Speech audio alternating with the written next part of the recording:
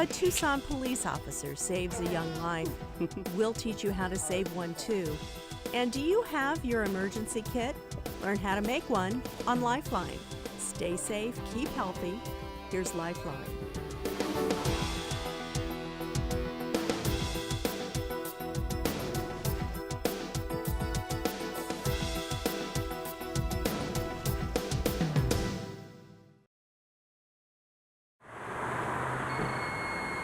Some might think that Officer Tom Burley isn't someone you'd likely bring coffee as he stakes out his familiar fishing hole trying to catch the big one.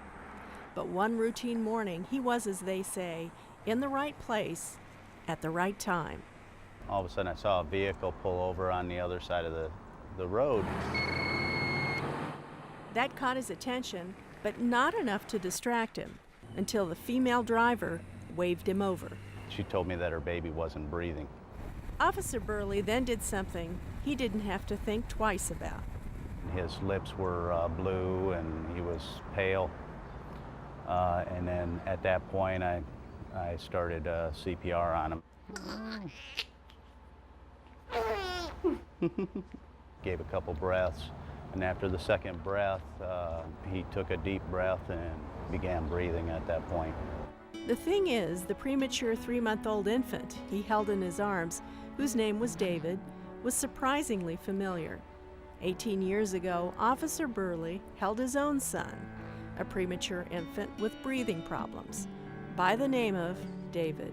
Like mine, he was small, and now he's 6'4", 210 pounds. And so the Burley police officer by the name of Officer Tom Burley, with a son by the name of David, and a big fan club by the name of David, made a difference on what was turning out to be just another routine day at the fishing hole. Hi, I'm Dr. Bob Berg from Steele Children's Research Center and Sarver Heart Center at the University of Arizona, and I'm here to talk with you about infant CPR, an important skill that just might save some child's life. All right, we'll get his pulse. Let's start CPR. Today I'm teaching medical students infant CPR. It's a simple skill that you can learn too. There are many reasons that an infant's heart can stop, including progressive respiratory failure or shock. In Arizona, we have a particular additional problem of drowning because of all the swimming pools. When I walk into a room with a child that looks lifeless and potentially dead, the first thing I do is see, is he responsive? Are you okay? Are you okay? The next thing I do is shout out to somebody, call 911. Once I've found that the baby's unresponsive and I've called for 911, I look, listen, and feel for breathing. If the child is not breathing, begin CPR. I come to the baby, I open his mouth, lift his chin, tip his head, and if he's very small, I put my mouth over his mouth and nose and give 2 breaths. If he's bigger, I squeeze his nose and put my mouth over his mouth and give 2 breaths. When I'm done giving 2 breaths, I put my hand over the chest, put my thumbs in the middle, and I push down hard and fast. Pushing hard means that I push the chest down about 1/3 to 1/2 its distance. Pushing fast means I go at about 100 times a minute, which is just like the Bee Gees song, Staying Alive. Staying alive, staying alive. And at the end of 30 compressions, we go back, tip the head back again, and give 2 breaths. Again, the sequence is 30 compressions followed by 2 breaths and repeated.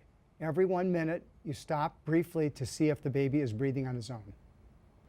Please learn CPR for infants and children. It's a technique that can save a child's life.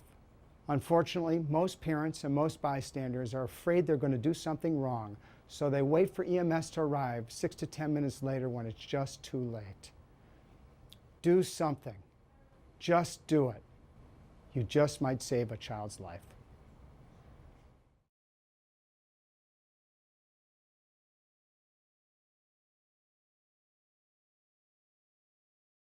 We think that the most important thing is for people to get over the sense that they could cause harm. So what we want to say is, do something. Anything you're going to do is better than doing nothing. You can save somebody's life. The truth is exactly that. Doing something is better than doing nothing. The chances of harm are essentially zero.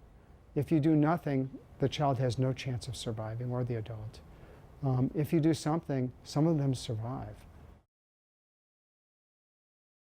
People that have seen something on television once, or seen it happen once someplace else, that imitate and just go and do it and don't think about it, I've seen save lives. No training whatsoever. They've seen it before and they decide, this is just like what I saw on television. He went down, they went and did CPR, and he came right back up. I have to do this. That's where the wins are from. If I could get everybody to have that same sense of, this is what I should do, this is what I can do, and this is what I have to do, and just do it, we'd have more children and more adults alive today.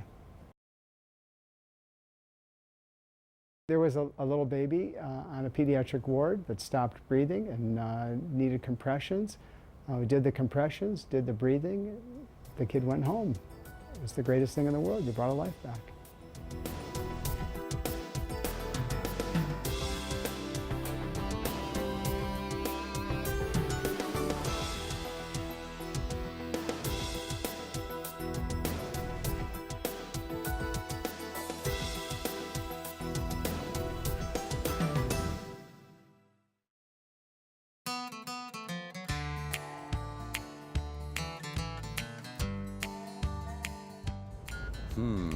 That's a good question.